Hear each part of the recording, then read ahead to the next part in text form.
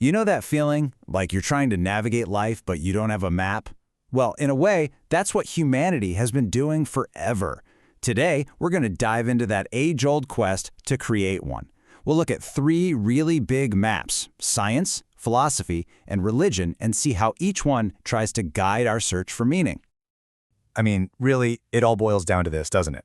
It's such a simple question to ask, but wow, it has been the engine behind basically all of human progress for millennia. It's what has fueled our greatest thinkers, our most brilliant scientists, and our most profound spiritual leaders. And look, these are not just abstract puzzles for a late-night chat. The answers we find, or even just the way we ask the questions, they literally shape our values, they guide our biggest decisions, and they help us make sense of our place in this incredibly complex world. Okay, so let's start with our first map. This is the one that humanity has charted with just incredible precision, the map of science. And this map is all about the how. It's focused on explaining the mechanics of the material world around us. Just look at this progression. For centuries, things that were once seen as total divine mysteries were, one by one, replaced by natural laws that we could actually understand. So the movement of the planets wasn't the whim of some god. Nope, it was the predictable effect of gravity. This gave us a completely new and powerful lens to see our universe. And the results of this new understanding are, well, they're tangible. You can feel them. Take life expectancy. For most of human history, it was around 35 years. That's it. But by figuring out the how behind diseases, medical science has nearly doubled the time most of us get to spend on this planet. That is a profound change. But here's where it gets really interesting. Just as our scientific map was becoming clearer and clearer, we started to realize that the territory itself was far more mysterious than we ever could have imagined. That map of how? It just wasn't the complete picture. These new frontiers are pushing science into some really deep philosophical territory. I mean, questions about consciousness, what even is it? Or the bizarre nature of reality at the quantum level. And now with AI, if a machine can think, what does that say about us? It just goes to show you, science, for all its power, doesn't have all the answers about our purpose. So if science gives us the how, where do we possibly turn for the why? Well, that brings us to our second map, philosophy. Philosophy bravely wades right into that crucial next question. Why are we here? And how in the world are we supposed to live a good life? For centuries, the search for a good life has often been framed as a kind of choice between two different paths. On one hand, you've got hedonia, which is all about the pursuit of happiness, pleasure, and avoiding pain. On the other hand, there's eudaimonia, which is a search for a much deeper kind of fulfillment through things like virtue and purpose.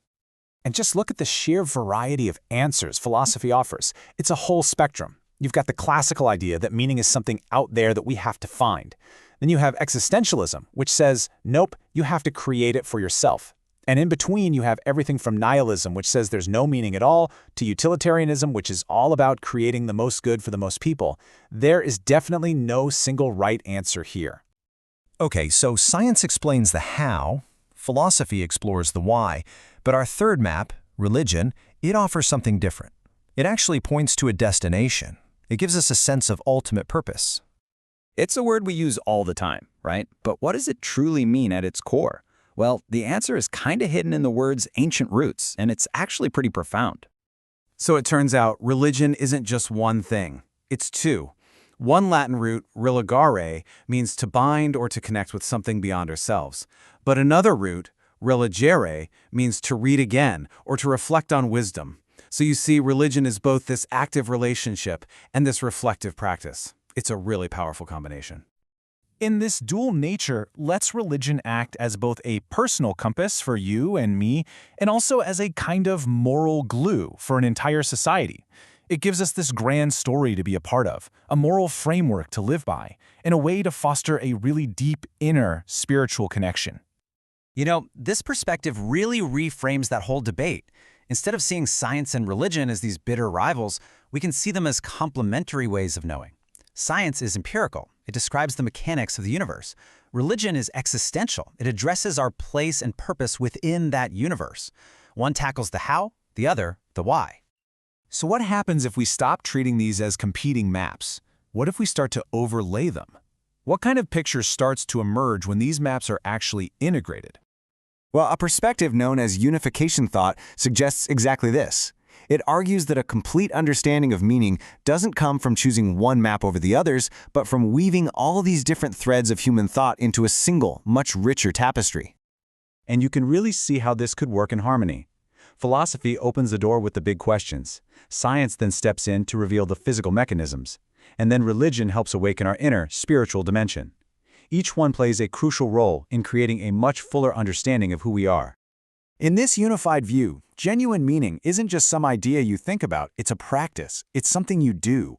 It comes alive when three core values, love, truth, and goodness, are all working together. This means aligning our search for scientific truth with a philosophical commitment to goodness and a spiritual capacity for love, both within ourselves and out in our communities. And this leads to a really powerful conclusion. Our purpose isn't just to be passive observers trying to figure out the map. This whole framework calls us to be active participants, to be co-creators who use these maps to help build a world of unity, purpose, and peace. And that just completely transforms the search for meaning. It stops being this abstract intellectual exercise, and it becomes a deeply personal, creative, and ongoing calling for each and every one of us. So the final question then isn't just what is the meaning of life, it's what role will you play in creating it?